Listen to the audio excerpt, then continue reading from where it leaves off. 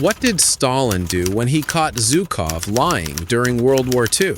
War is not only about battles and strategy, but also a battle with numbers, where every number can become a weapon or a deception. Embellishment of reports, manipulation of data, intentional postings, all this invariably accompanies any military action. From ancient times, commanders have sought to present the situation in a favorable light for themselves, to minimize their own losses, exaggerate successes, and put the enemy at a disadvantage. This practice, which seemed to be an attribute of the bureaucracy of the 20th century, actually has its roots in a deep history. A vivid example is an anecdote about Suvorov. When the clerk asked how many Turks were killed, the commander laconically ordered, "Why feel sorry for them, Basarman? Write more." The problem of manipulating numbers was particularly acute during the Second World War. The commanders of both sides systematically underestimated their own forces and inflated the scale of the enemy. The motives were prosaic: to justify failures, to solicit additional reinforcements, to save face in front of the high command. Such an adjustment on the ground generated a chain reaction of distortions. The Stavka and the Supreme Commander-in-Chief personally received a distorted picture of the front, which seriously hampered the assessment of the power of balance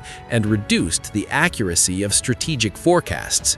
In the first months of the war, Stalin tended to take the reports literally, but gradually became skeptical. He has repeatedly warned about the inadmissibility of liberties in reports and threatened harsh measures. One of his resolutions read, "From now on, reports containing unverified figures should not be submitted to the headquarters and the General Staff." Chief of the General Staff Boris Shapashnikov also noted that some of the commanders deliberately provide false information, distort the actual situation, and create an erroneous impression of the state of affairs among the senior authorities. The method of calculating the destroyed enemy forces was far from accurate. Instead of real calculations, indirect signs were used. For example, the amount of ammunition consumed. There was an unspoken rule: the enemy's losses should be at least twice as high as their own. The frontline commanders were well aware of this convention and took it into account when compiling reports. For example,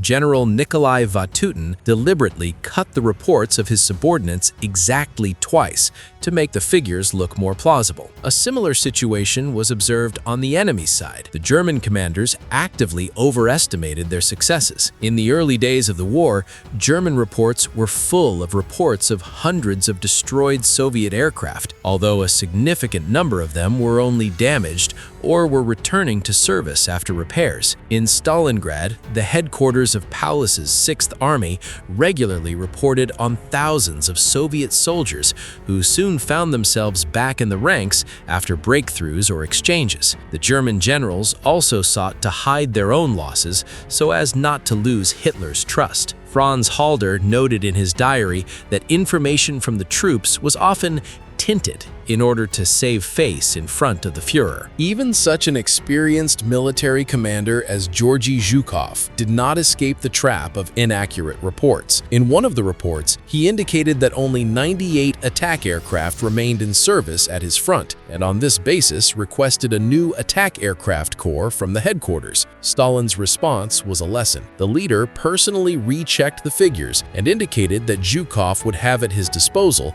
not 98 but 336 serviceable attack aircraft, 98 vehicles and 95 from the 224th Division, plus 143 aircraft sent for replenishment. This story vividly illustrates how attentive Stalin was to the details and how tightly he controlled the accuracy of the reports. Stalin reprimanded Zhukov and ordered him to check the data more carefully. Despite all the measures taken, it was not possible to completely eradicate the lies in the reports. At the highest level, a kind of lie coefficient has gradually formed, the understanding that each summary may contain overstated or underestimated figures. All reports were perceived with this amendment in mind, which became part of the military reality. What do you think about this?